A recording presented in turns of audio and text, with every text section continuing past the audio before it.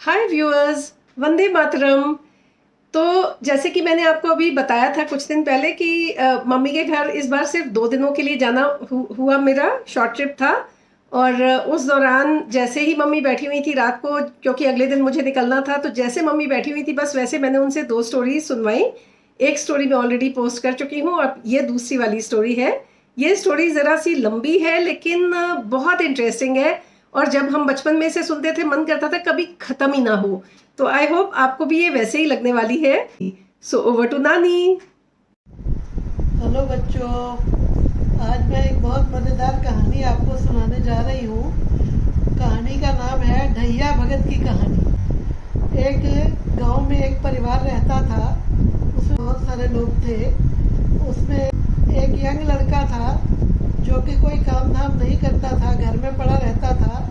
घर वाले बहुत कहते थे कि कुछ काम करो, लेकिन उसका मन काम में नहीं लगता था। उसको भूख बहुत लगती थी और खाता बहुत था। वो 2.5 सेर अनाज वो एक बार में खा जाता था, इसलिए उसका नाम ढैया पड़ गया था। घर में उसके क्योंकि भाभियाँ वगैरह थीं तो उसको टोका करती थी कि तुम जाओ काम करो फिर आके खाना, लेकिन वो जाता नहीं था, वो आलसी बहुत था।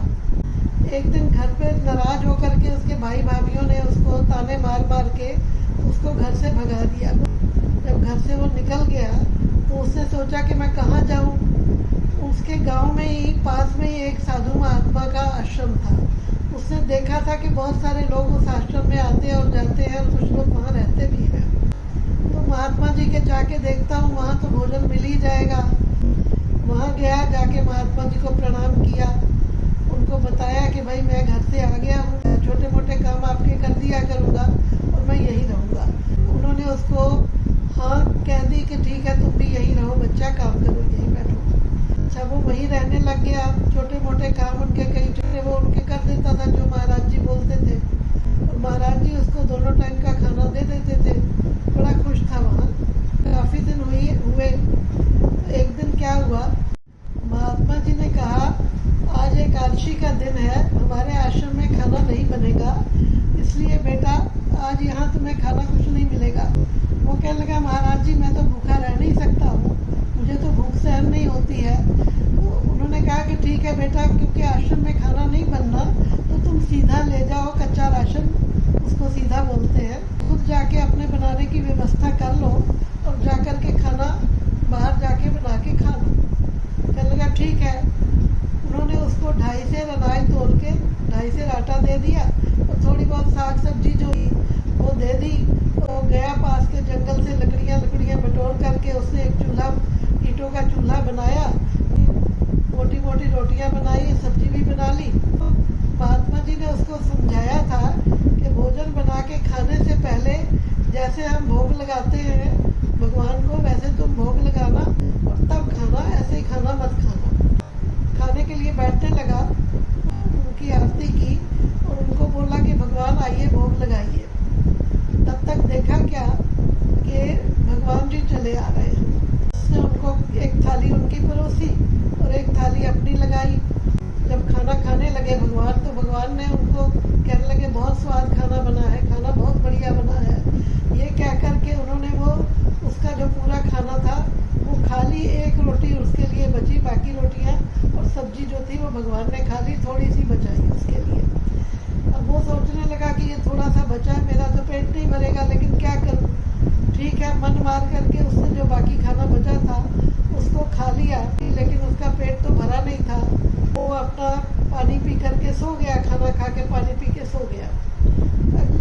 जब वो गया आश्रम में गया अगले दिन, तो उसने बताया कि जो आपने राशन दिया था उसमें भगवान जी आए थे, आधे से ज़्यादा तो उन्होंने खा लिया, मेरे लिए तो बहुत थोड़ा बचा। फिर अगली एकादशी आई, क्योंकि हर एकादशी का ये नियम था कि खाना आश्रम में बनता नहीं था, तो वो कहने लगा कि आप राशन ज़्यादा दो। उन्होंने कहा ठीक है। उन्होंने उसको कुछ राशन ज़्यादा दे दिया। आगे उसने बड़े प्रेम से खाना बनाया और बना करके भगवान को भोग लगाने के लिए, जैसे ही उसने भगवान से प्रार्थना की कि आइए भगवान भोग लगाइए, तो देखता क्या है कि भगवान जी तो आ ही रहे हैं, साथ में एक स्त्री भी आ रही है। वो हैरान हो गया कि ये कौन है। तो उससे पूछा कि ये आप किनको ले आए। बोले ये मेरी वाइफ है, मेरी ये सीता माता है।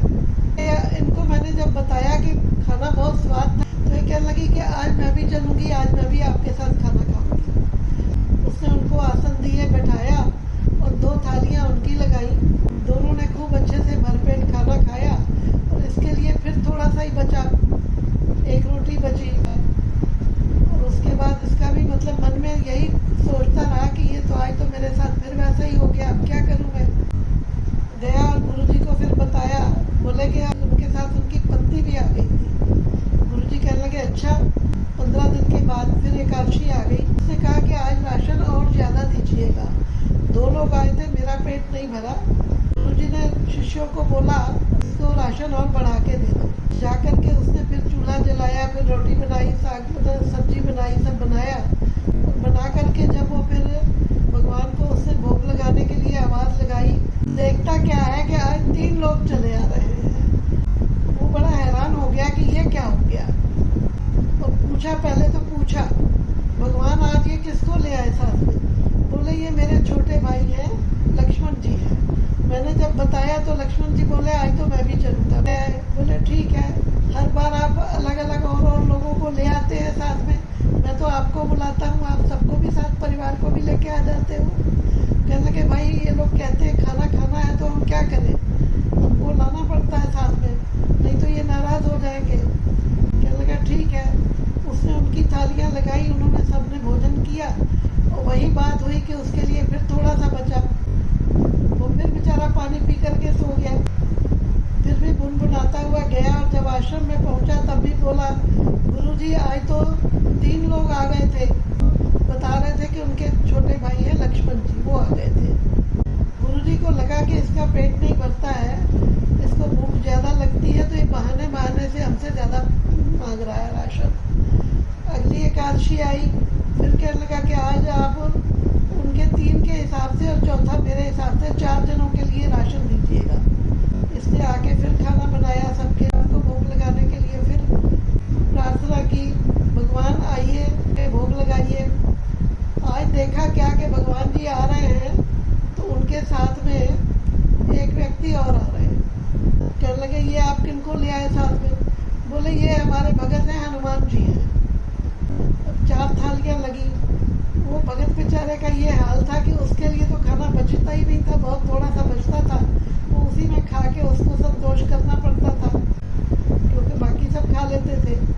अच्छा उसके बाद फिर गया, जाके फिर उसने यही बताई, बोले कि आज तो 4 लोग आ गए थे। बोले वो कौन थे। बोले लक्ष्मण जी थे और हनुमान जी थे।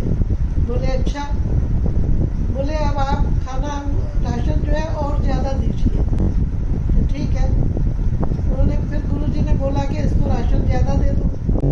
फिर वो बनाने गया, बनाया उसने। जब वो खाने के लिए बुलाया भगवान जी को, उस वक़्त देखता क्या है कि 2 लोग और आ गए। उसने बोला ये कौन है। अब उन्होंने ये बताया कि ये दोनों मेरे छोटे भाई हैं, भरत और शत्रुघ्न। आज इनको भी खाने का मन हुआ। इन्होंने भी कहा कि आप लोग इतनी तारीफ करते हो कि खाना इतना स्वादिष्ट होता है, आज हम भी आपके साथ चलेंगे। अब छोटे भाई हैं तो मैं इनको मना तो कर नहीं सकता। राम जी बोले, कहने लगे वाह भाई वाह, आप हर बार दूसरों को लेके साथ में आ जाते हो, हर बार 1-2 बंदे बढ़ा के ले आते हो। ठीक है खाओ, आए हो तो खाओ। सबके लिए थालियाँ परोसी उसने, सबने खाना खाया। उसके लिए फिर थोड़ा सा बचा, उसने बेचारे ने उतना ही खा के पानी पी के गुजारा कर लिया, सो गया वो। अगले दिन गया तो गुरुजी को जाके बोलता है कि मैं क्या बताऊं, इतना राशन भी कम पड़ गया, मेरे लिए तो बचा ही नहीं। गुरुजी बड़े हैरान। वो बोले ये क्या बोल रहा है तू। बोले हाँ गुरुजी ऐसा ही होता है, हर बार किसी ना किसी को नए आदमी को साथ ले आते हैं। कभी उनके भाई आ जाते हैं, कभी हनुमान जी आ जाते हैं। बड़ा परेशान सा था। उसने इस तरह बताया। गुरुजी को लगा कि ये जो है ना बहानेबाजी से करके राशन ज़्यादा ले लेता है और ऐसा लगता है कि इसके मन में लालच आ गया है, ये राशन को बेचने तो नहीं लग गया। गुरुजी ने कहा कि चलो इस बार अब तुम खाना बनाना तो मुझे बुलाना। कहने लगे ठीक है। फिर जब उसने खाना बनाया तो गुरुजी को उसने बुला लिया। जब भगवान को भोग लगाने लगा, फिर भगवान को प्रार्थना की कि भगवान राम जी आइए, भोग लगाइए। राम जी अपने लेकर के सब संगी साथियों को आ गए। जब लेके आ गए